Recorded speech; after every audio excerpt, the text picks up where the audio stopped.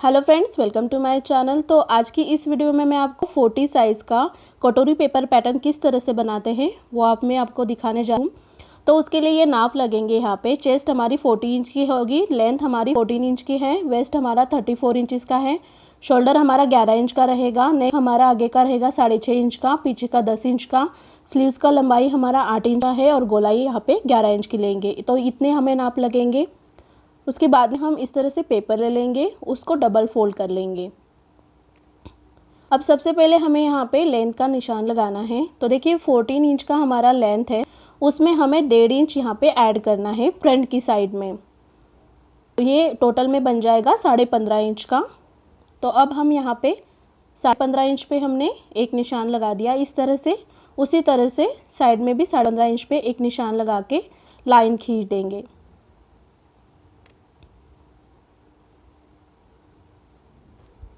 मैंने लाइन को सीधा खींच दिया इस तरह से। अब हम यहाँ पे शोल्डर कराएंगे। शोल्डर हमारा है 11 इंच का, तो उसका हाफ हमें यहाँ पे लगाने जो 5.5 इंच आता है। तो देखिए यहाँ से 5.5 इंच पे मैंने इस तरह से एक निशान बना दिया।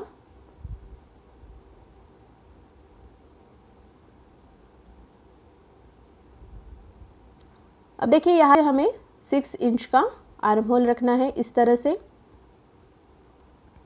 यहाँ से भी 5.5 इंच पे एक निशान लगाया और इस तरह से हमें लाइनों को खींच देना है सीधे में। इस तरह से बॉक्स बन जाएगा। अब जितनी हमारी चेस्ट है उसका हमें 4 से डिवाइड करना है, तो वो हो जाएगा 10 इंच। तो अब हमें 10 इंच पे इस तरह से एक निशान बनाना है यहाँ पे। और अगर आपको यहाँ से 1.5 इंच का मार्जिन रखना है, आप 1.5 इंच का रखो, 2 इंच का रखना है 2 इंच का रखो। मैं यहाँ पे 1.5 इंच का दे दूँगी इस तरह से।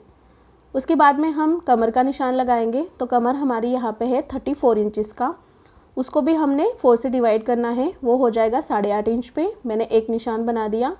उसके बाद में 1 इंच मैंने यहाँ पे एक्स्ट्रा लिया टक्स के लिए और 1.5 इंच की मैंने यहाँ पे मार्जिन दे दी। इनको भी आप सीधा मिला देंगे।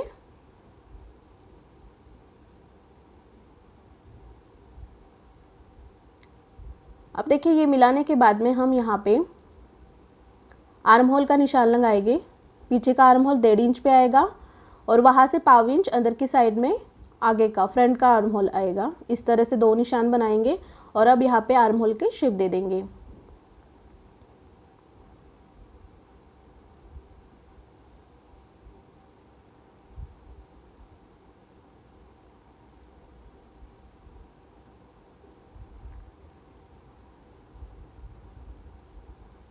अब देखिए यहाँ पे मैंने दोनों शेप दे दिए हैं। अब हम यहाँ पे गले का निशान लगाएंगे। तो गले की चौड़ाई 2.5 इंच रखेंगे और गले की लंबाई 6.5 इंच रखेंगे फ्रंट में। नीचे की साइड में भी 2.5 इंच पे एक निशान बनाएंगे और इसका बॉक्स बना देंगे।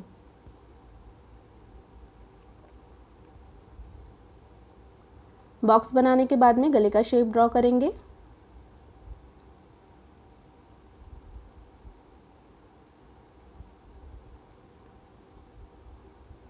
गले का शेप ड्रॉ हो चुका है। अब हम यहाँ पे बेल्ट के निशान लगाएंगे। तो एक साइड से हम यहाँ पे 3.5 इंच पे इस तरह से एक निशान बनाएंगे और दूसरी साइड में हमें 2.5 इंच पे एक निशान बनाना है। इस साइड में भी 2.5 इंच पे एक निशान बना के लाइन को सीधा खींचेंगे। लाइन को सीधा खींचने के बाद में इसको हमें इस तरह से नाप के इसका सेंटर निकाल लेना है। अब सेंटर निकालने के बाद में जो 3.5 इंच पे हमने एक निशान बनाया था उसको हमें इस तरह से यहाँ पे शेप देना है बेल्ट का। यहाँ तक ही देना है जहाँ तक हमारा सेंटर है। तो ये हमारी बेल्ट का निशान भी लग चुका है। अब हम यहाँ पे कटोरी का राउंड करेंगे। तो जितना भी हमारा चेस्ट है उसको हमें 6 से डिवाइड करना है। तो यहाँ पे आता है 6.6 इंचज़ का। या तो आप इसको एक्यूरेट ले लो या फिर तो 6.5 इंचज़ भी लिया तो कोई बात नहीं। तो यहाँ पे मैं एक्यूरेट ले लूँगी। 6.6 इंच पे मैंने यहाँ पे इस तरह से एक निशान बनाना है।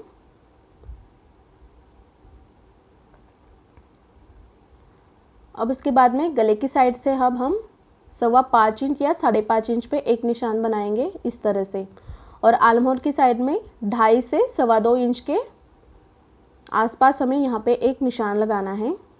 2.5 इंच लगा सकते हो या फिर 2.25 इंच पे भी लगा सकते हो। और इस तरह से आपको कटोरी का शेप देना है। अब देखिए कटोरी का शेप मैंने यहाँ पे दे दिया है। अब हम इसकी कटिंग करेंगे। दोनों हमने एक साथ ही कट कर लेना है। आर्म होल हमें अभी बैक का कट करना है, फ्रंट का हम बाद में कट करेंगे। तो इस तरह से अब हमने कट कर लिया है। अब इसको खोल के हमें बीच से इसको अलग कर देना है।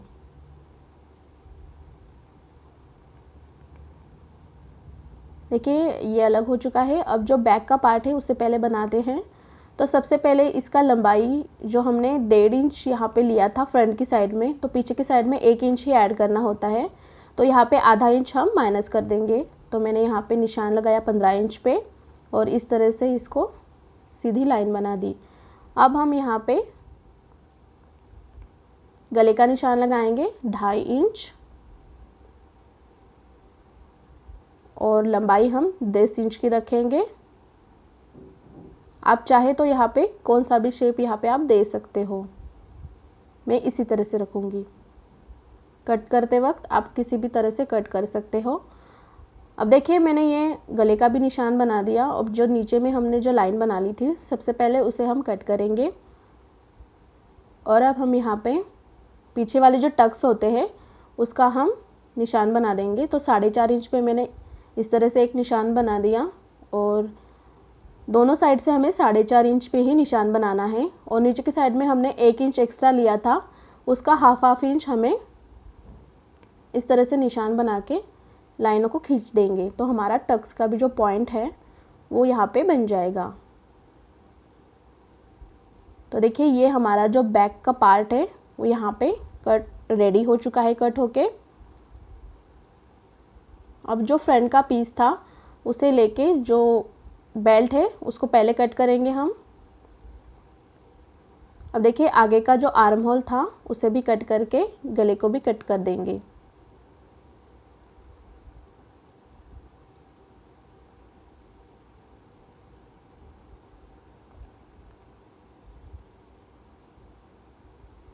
कटोरी का जो शेप यहाँ पे हमने दिया था उसे भी हम कट करेंगे। अब देखिए ये इस तरह से कट हो जाएगा। तो जो कटोरी यहाँ पे निकल के आएगी उसको हमें यहाँ पे बढ़ा के लेना है। तो अब हम इसको बढ़ा लेंगे। एक पेपर लेना है, जिस तरह का हमारी कटोरी का शेप निकल के आया है उसी तरह से हमें रख के उसको ड्रॉ कर लेना है।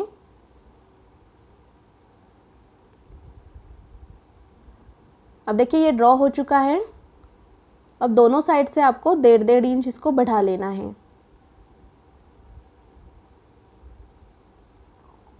इसको नापेंगे, ये 5.5 इंच आ रहा है तो इस साइड में भी 5.5 इंच पे इस तरह से निशान बना देंगे और इस लाइन को इस तरह से मिला देंगे। अब देखिए जो लाइन हमने बनाई थी उसका हमें सेंटर निकाल लेना है।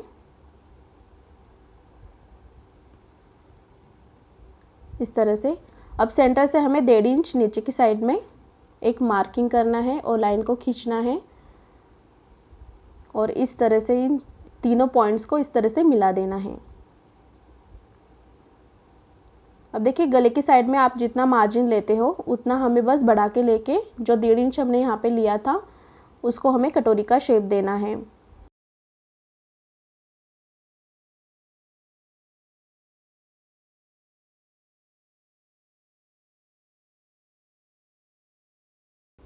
इस तरह से मैंने ड्रॉ कर लिया है। अब हम यहाँ पे इस तरह से तिरछी लाइन ड्रॉ करेंगे और ये हमारी कटोरी की ड्राफ्टिंग कंप्लीट हो चुकी है। इसको कट कर लेंगे, उसके बाद में टक्स के जो पॉइंट है वो लगा देंगे।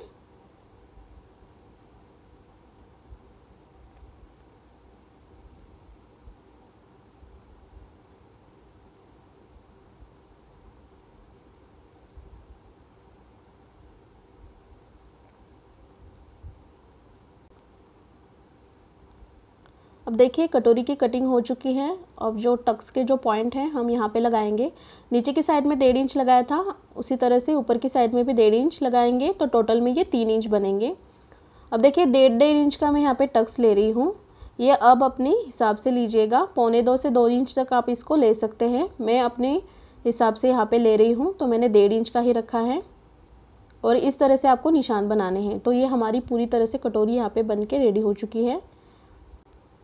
अब देखिए यहाँ पे कटोरी बन चुकी है हमारी, साइड फ्रंट बन चुका है हमारे, और फिर बेल भी कट चुकी है, और बैक का पार्ट भी यहाँ पे हमारा कट हो चुका है। अब हम यहाँ पे स्लीव की कटिंग करेंगे। अब देखिए पेपर को इस तरह से डबल फोल्ड लिया है मैंने। अब जो स्लीव्स हमारी कंप्लीट स्लीव्स की जो लेंथ है यहाँ पे वो 8 इंच रेडी है। गोलाई हमारी है 11 इंच की। तो देखिए अगर आप अस्तर वाली स्लीव्स कट करोगे तो ये 1 इंच ही ऐड करना है। अगर विदाउट अस्तर है तो 1.5 से 2 इंच ऐड करना है। तो यहाँ मैंने 2 इंच एक्स्ट्रा लिया हुआ है। तो मैंने टोटल में 10 इंच पे एक निशान आया।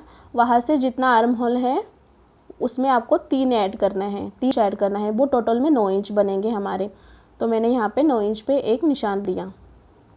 इस तरह से यहाँ पे भी 10 इंच पे एक निशान बना के देखिए यहाँ से आपको 3.25 इंच पे इस तरह से डाउन करना है यहाँ पे, और इस तरह से बॉक्स बना देना है। अब बॉक्स बनाने के बाद में जो हमने 3.25 इंच यहाँ पे हमने डाउन किया था, वहाँ से हमें 1.5 इंच इस तरह से सीधी लाइन बना के फिर स्लीव्स का शेप दे देना है। अगर आपके मन में कोई भी डाउट आता है तो आप मुझे कमेंट कर सकते हो। मैं पूरी कोशिश करूँगी आपको आंसर देने की। तो इस तरह से मैंने दोनों शेप यहाँ पे ड्रॉ कर लिए हैं। अब हम नीचे की जो गोलाई निशान है वो लगाएंगे। गोलाई 11 इंच की थी, उसका हाफ मैंने यहाँ पे 5.5 इंच लिया, और 1.5 इंच की यहाँ पे मैंने मार्जिन दे दी।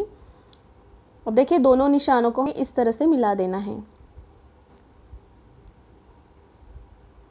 अब हम इसको कट कर लेंगे। तो देखिए फ्रेंड्स यहाँ पे मैंने 10 इंच का स्लीव्स यहाँ पे कट किया है। तो अगर इसको हमें कम करना है तो वो किस तरह से करते हैं वो मैं आपको कटिंग करते टाइम पे ही दिखा दूंगी। तो आप इसका जो स्टिचिंग वाला वीडियो है वो भी आप ज़रूर देखें। उसमें भी बहुत सी टिप्स होती है जो आपके बहुत ही काम आ सकती हैं। अब देखिए मैंने फ्रंट का भी स्लीव्स का शेप कट करके यहाँ पे बीच में सेंटर में एक पॉइंट लगा दिया, और ये पूरी तरह से मेरा पैटर्न कट के रेडी हो चुका है। अगर ये वीडियो आपको अच्छी लगती है तो लाइक शेयर कमेंट करना ना भूलें, और इस वीडियो को दिले बहुत बहुत